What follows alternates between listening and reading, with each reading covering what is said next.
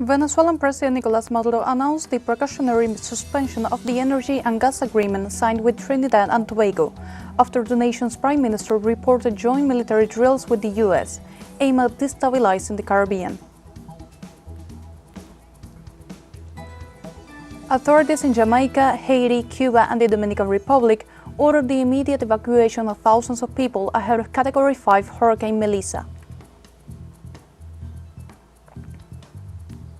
In Sudan, over 26,000 citizens have left the town of Al-Fashir due to increasing violence, according to reports from the United Nations Office for the Coordination of Humanitarian Affairs.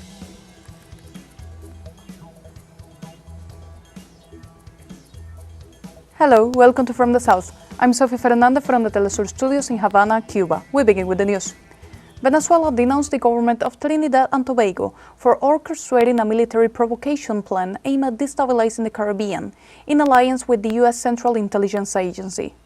This strategy, as outlined in the executive report, appears to be a deliberate attempt to create a justification for military aggression against Venezuela. This would represent a flagrant violation of the Caribbean people's sovereignty and peace. In this context, the Venezuelan authorities urge the international community to maintain a firm stance against the interventionist actions of the United States against the countries of the region, which, under the excuse of combating drug trafficking, have attacked fishing boats from various Caribbean countries. The denunciation emphasizes Venezuela's willingness to defend its territorial integrity and its right to self-determination in the face of a new U.S. interventionist maneuver.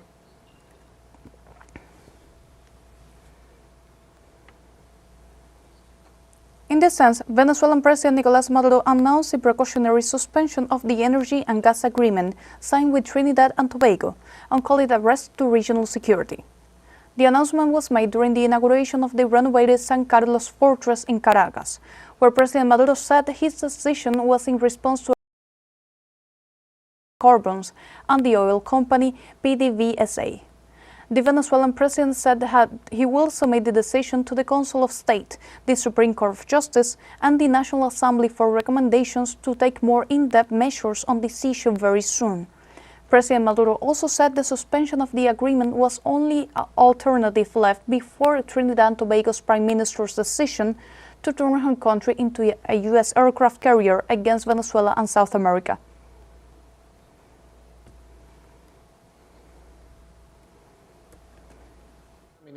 Faced with the threat from the Prime Minister to turn Trinidad and Tobago into the aircraft carrier of the US empire against Venezuela and South America, there is only one alternative. I have read this report. He leído este informe.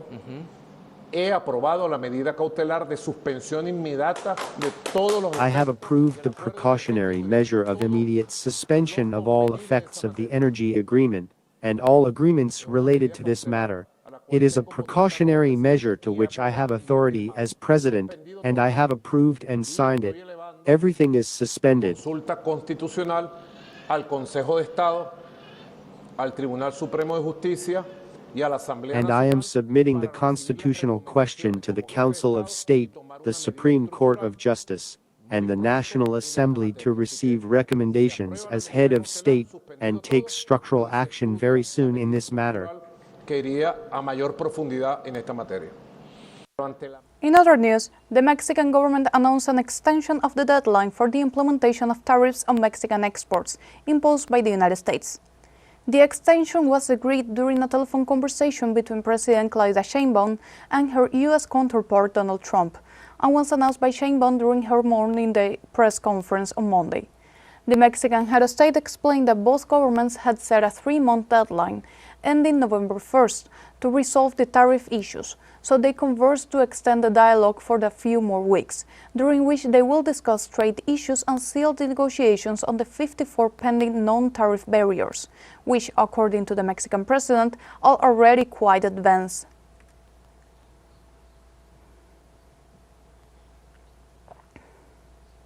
Also in Mexico, the government provided economic support for approximately $1,000 to more than 70,000 heads of households as part of the response strategy following the heavy rainfall caused by tropical disturbance. During the regular meeting with President Claudia Sheinbaum, Welfare Secretary Adriana Montiel reported on the progress of the census to support those affected, which covered 103,245 houses in 119 municipalities in the affected areas. The extraordinary rains, which were recorded between October 7th and 11th, severely impacted the state of Veracruz, Puebla, Hidalgo, Querétaro, and San Luis de Potosí. In addition to the 80 confirmed deaths, authorities are still searching for 19 people reported missing.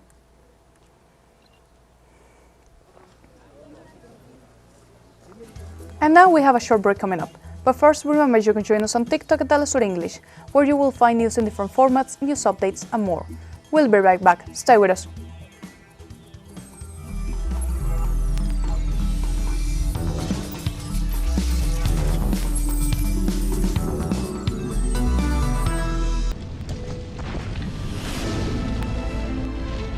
Welcome back to From the South.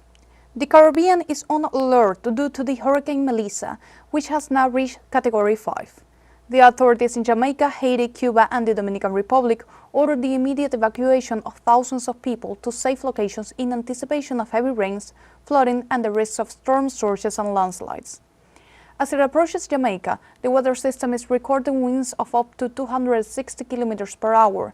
As a precautionary measure, the Jamaican government set up 881 shelters, closed all airports, and evacuated the capital, Kingston, and other cities. For its part, the Cuban government will evacuate more than 250,000 people and has declared a maximum alert in 4 provinces of the island. Hurricane Melissa has killed 3 people in Haiti and 1 in the Dominican Republic so far. Both countries have ordered the evacuation of nearly 500,000 people.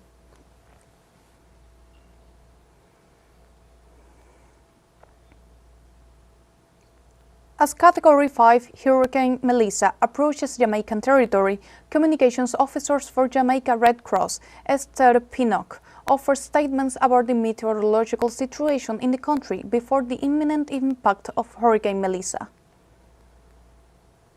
We are experiencing currently intermittent rainfall. It's overcast and it's looking quite eerie on the outside. And every once in a while we have some gusty winds.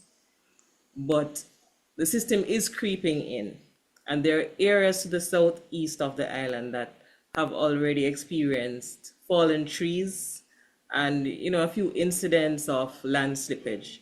It's a cause for concern because of the slow nature of Melissa. I mean, we are waiting, and some persons are not experiencing anything, and of course that is intensifying the anxiety.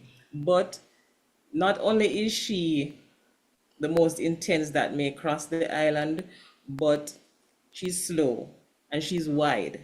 So all areas of the island are expected to feel some impact. Meanwhile, the eastern part of Cuba has entered a hurricane alarm phase after Storm Melissa turned into Category 5 hurricane. The Cuban Civil Defense General Staff reported on the measure that applied to the eastern provinces of Guantánamo, Santiago de Cuba, Holguín, Granma, Las Tunas, and Camagüey. On the other hand, Ciego de Ávila and Santi Espíritus are in the cyclone alert phase after the imminent impact on the country of this tropical phenomenon in the next hours. In this sense, the Cuban authorities urge the population to stay informed about the advances and development of the hurricane and to comply with the instructions given by official social networks and national media. The hurricane is expected to hit Cuban soil between Tuesday and Wednesday.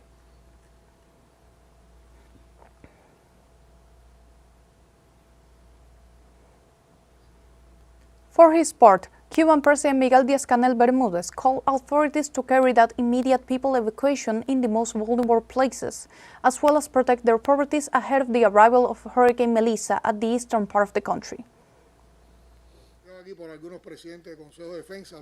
As stated here by some of the presidents of the defense councils, the priority is the protection of the population, and that protection is guaranteed if there is an adequate evacuation.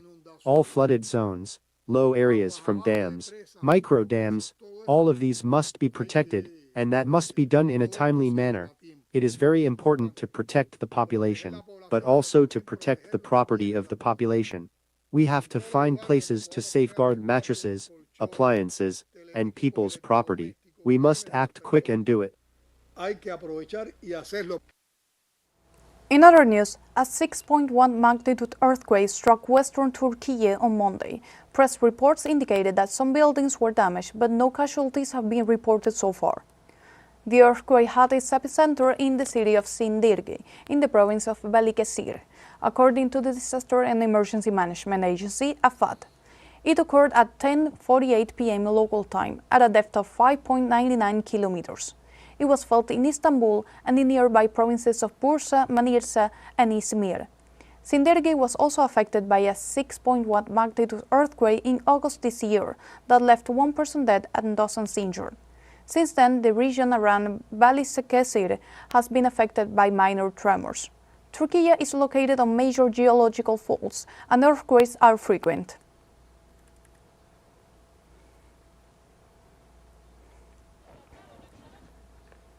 Moving on to Brazil, the defense team for former President Jair Bolsonaro filed an appeal on Monday against the 27-year prison sentence for attempting a coup after losing the 2022 elections.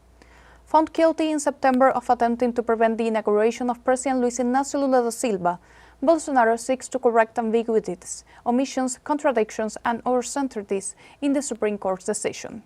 Bolsonaro was convicted of 5 crimes: attempted coup d'état, attempted abolition of the democratic rule of law, membership in a criminal organization, damage to public property, and damage to protected property. In the sentence, Judge Moraes emphasized that Bolsonaro sought the perpetuation of his political group in power, regardless of democratic and republican norms.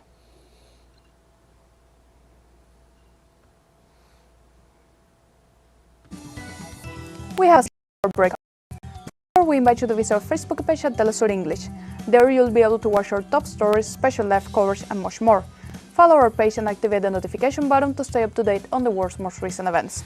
Final short break, but we'll be right back with more from the South. Don't go away.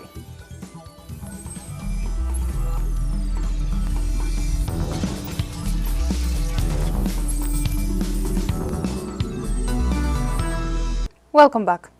In Sudan, over 26,000 citizens have left the town of Al-Fashir due to increasing violence, according to reports from the United Nations Office for the Coordination of Humanitarian Affairs. Clashes between rapid forces and the regular army intensified in the state of Kordofan and the city of Bara, leaving more than 47 civilians dead. The United Nations Office for the Coordination of Humanitarian Affairs urged the parties to cease hostilities, respect international humanitarian law, and ensure the unimpeded delivery of vital assistance. Sudanese groups have recently accused the Rapid Support paramilitary forces of killing civilians because of their ethnic origin and looting healthcare facilities in the west of the country.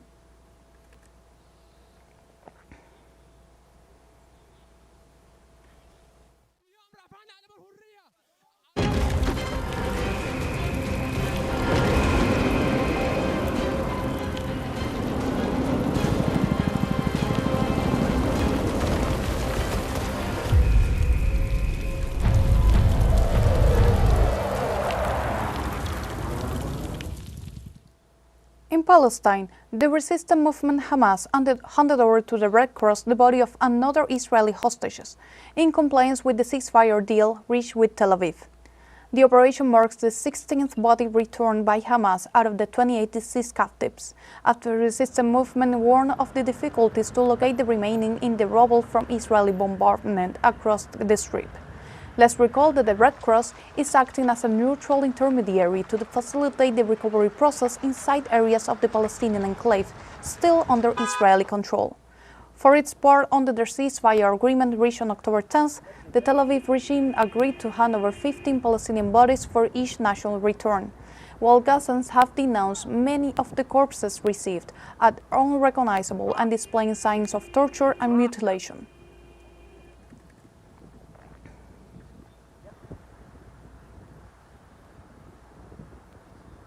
In other news, Paul Biya has been re-elected President of Cameroon for an 8th term after obtaining 53.66% of the vote, the country's Constitutional Council announced on Monday. Biya, 92 years old and in power since 1982, leads the People's Democratic Movement of Cameroon. He is now set to rule the country for another 7-year term. More than 4.6 million Cameroonians, out of more than 8 million registered voters, cast their ballots, bringing the turnout to 57.76%, compared to 53.85% in 2018. Security has been reinforced in the capital, Yaoundé, and the commercial capital, Douala, where 4 protesters were shot dead by security forces on Sunday when opposition supporters took to the streets to protest what they call electoral fraud.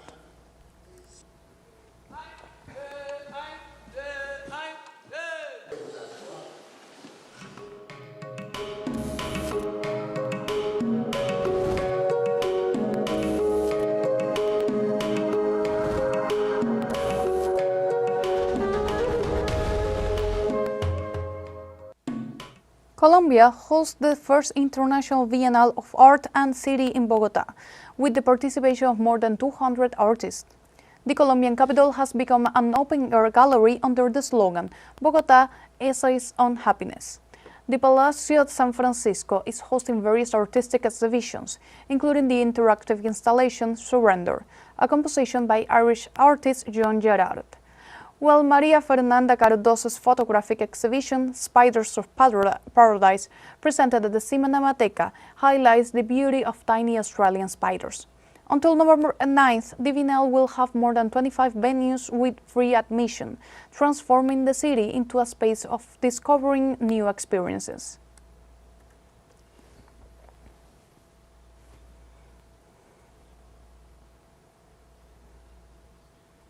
And moving to Mexico, thousands of people in brightly colored costumes and skull makeup gather for the annual Catrinas Parade in Mexico City, a tribute to one of the most iconic symbols of the Day of the Dead in Mexico. Every year, the Catrinas Parade transforms the streets of Mexico City into a living gallery of Mexican folk art. The festival begins on October 31st, remembering those who died in accidents. It continues on November 1st to remember those who died in childhood, and then on November 2nd to celebrate those who died as adults. The Catrina is a skeleton, often dressed in elegant clothing, who has become a symbol of the country's annual celebration. Exoticas, comprising nearly 200 LGBTQ+ artists, stylists, and designers, was one of more than 40 groups that marched in this year's parade.